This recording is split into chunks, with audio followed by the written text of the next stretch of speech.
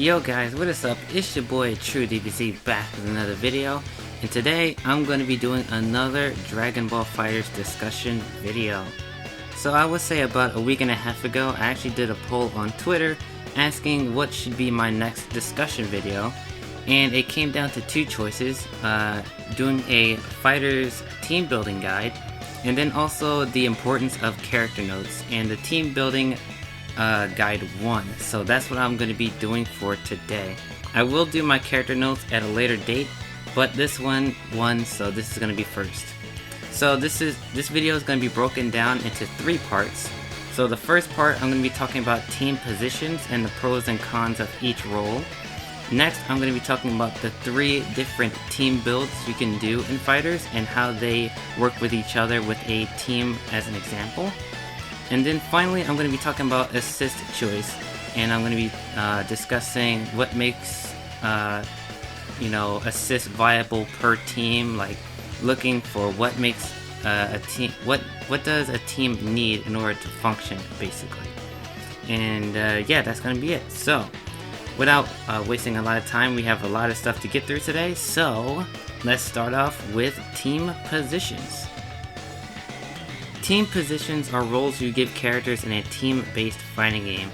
These roles consist of 3 types: points, mids, and anchors. Point characters are the first to be chosen on the team and has the role of getting the team's game plan started.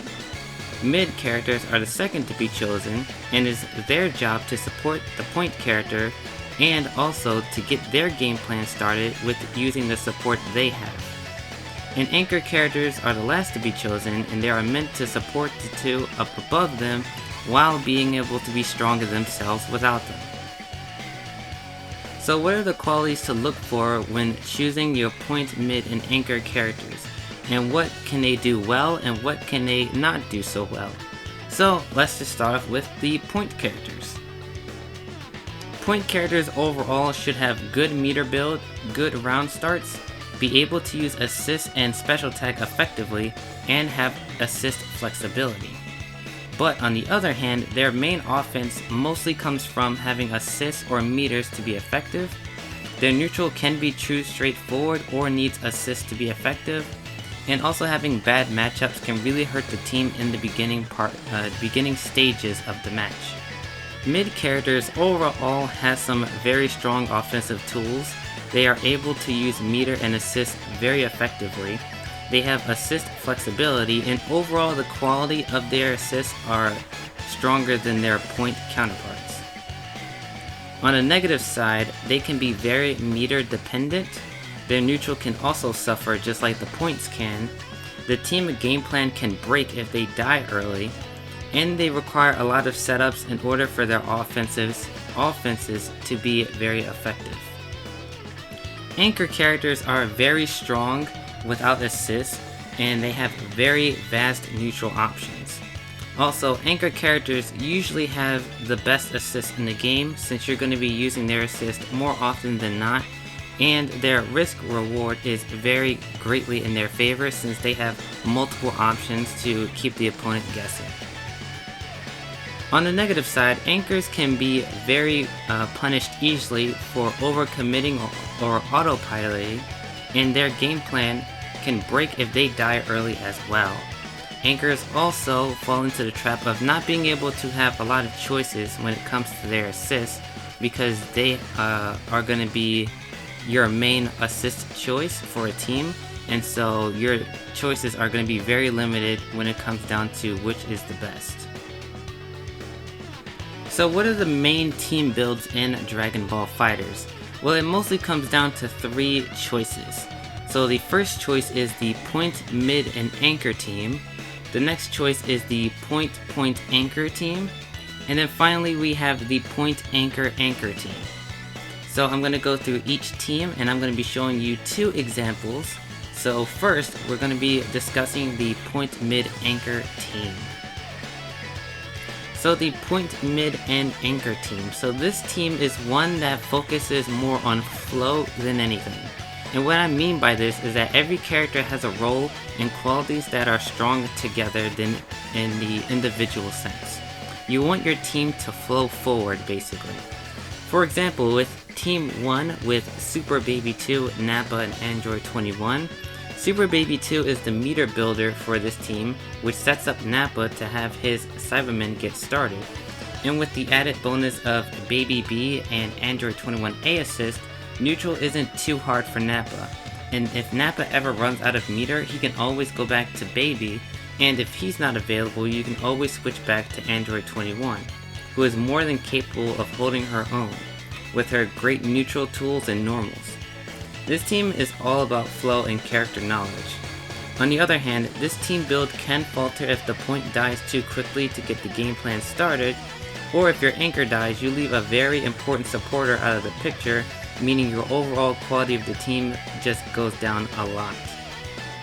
The point mid and anchor build is my personal favorite way to build a team, and it's the best way to find a flow with your characters and team.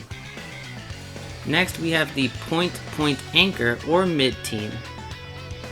This team is very front heavy and is probably the most common when it comes to casual play. It mostly relies on major offense and killing quickly. The usual game plan for this build fully relies on the offense of the 2-point characters to kill as fast as possible with one solid support in the back, or having a backup plan if you lose one of your points. For example, we have Team 1 with Cell, Bardock, and Dragon Ball Super Broly. Cell really wants to mix up the opponent hard with Bardock B assist, and since Cell has subpar neutral, Super Broly B assist is actually a really good tool to help out with that. And with Bardock on point, he has 2 very fast assists and Cell's B assist and Broly B assist to get in and play RPS through his staggers and normals. If one of these points dies, you lose a core piece of your offense, and it becomes way harder to win in that case. The backup plan for this team specifically is using Super Broly's insane damage to compensate if Cell and Bardock can't finish the job or they die.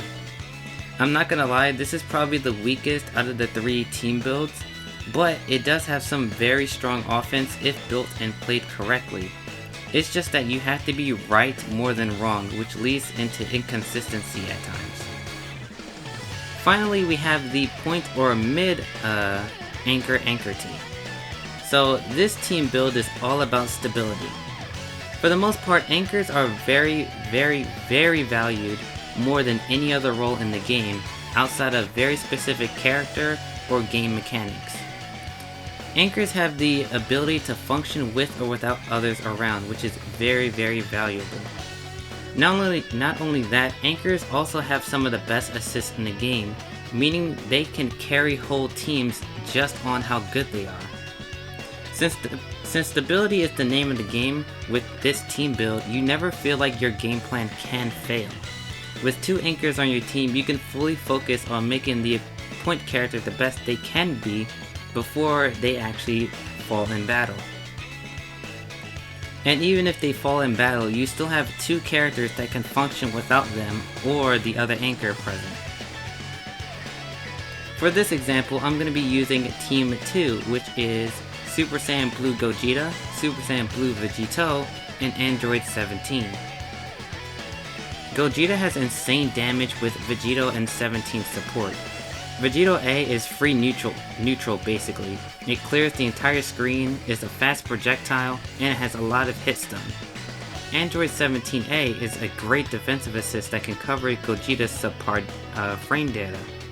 And even if Gogeta dies, Vegito is more than capable of taking control of the entire match with his far-reaching normals, great level 3 Oki. And even though 17 requires a little bit of character knowledge, if he's fully optimized, he can really cook with his Rekkas because his mix-ups become way stronger and he has incredible meter gain. This team build is probably the strongest in Dragon Ball FighterZ right now because stability wins tournaments. Going on to choosing your assists. So assists for the most part comes down to your own playstyle and team composition. Like for example, if you use Cell, GT, or Nappa, then you know that at full range, beams and projectile beam and ball projectiles are the way to go, since their neutral can really struggle at full screen. On the other hand, characters like Jiren, Cooler, and Goku Black can really struggle up close, so having a high block stun assist to help them with mix-ups can really help them. For the most part, it really comes down to choice in the matter, but there are some definitive best assists for certain characters. For example, Vegito A, Zamasu A, Gotenks B, Base Goku A, and 18B, sorry. These assists are examples of assists that are way stronger than their other assist counterparts that there's really no point in picking any other assist. They just do what they do really well, and for some assists, they even do more than what they're supposed to do. One final note about assist choice you have to be aware of is the build of your team. As you pick your team members, your assist choice becomes very limited when it comes to anchors. Because, like I said, as they're your anchor characters, you're going to be using their assist more than your point and mid characters, since they're going to be the last to, for the most part, be alive. So having a strong assist as an anchor is very pivotal to your team's success. Anchors must have very strong assists, which means most often than not there's pretty much always a definitive best assist for anchor characters. Characters like Android 21 has A assist, Z Broly has A assist, Android 17 has A assist, Vegito has A assist, and Yamcha has A assist.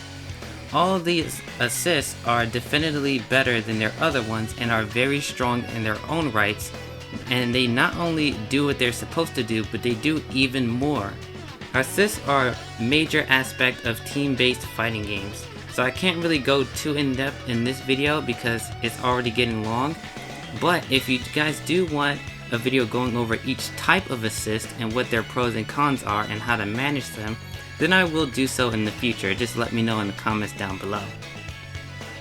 So with that said guys, I really hope you guys enjoyed this video. If you did, please be sure to hit that like button and subscribe to the channel for more videos in the future. I really hope you guys enjoyed this video. I put a lot of time and editing into this video, and I really hope it shows through the quality and the overall knowledge that I will be presenting to you. And I really hope that this video does well, because I love doing these, so you say, big topics about fighters. And I really hope I get to do more stuff like this in the future.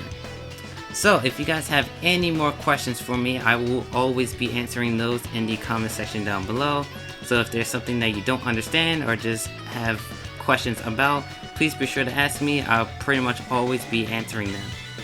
So with that being said guys, I'm not going to be wasting your guys' time any longer, because I know this video is getting quite long. So with that being said guys, I really hope you guys enjoy the rest of your day, and I will see y'all in the next video. Sayonara.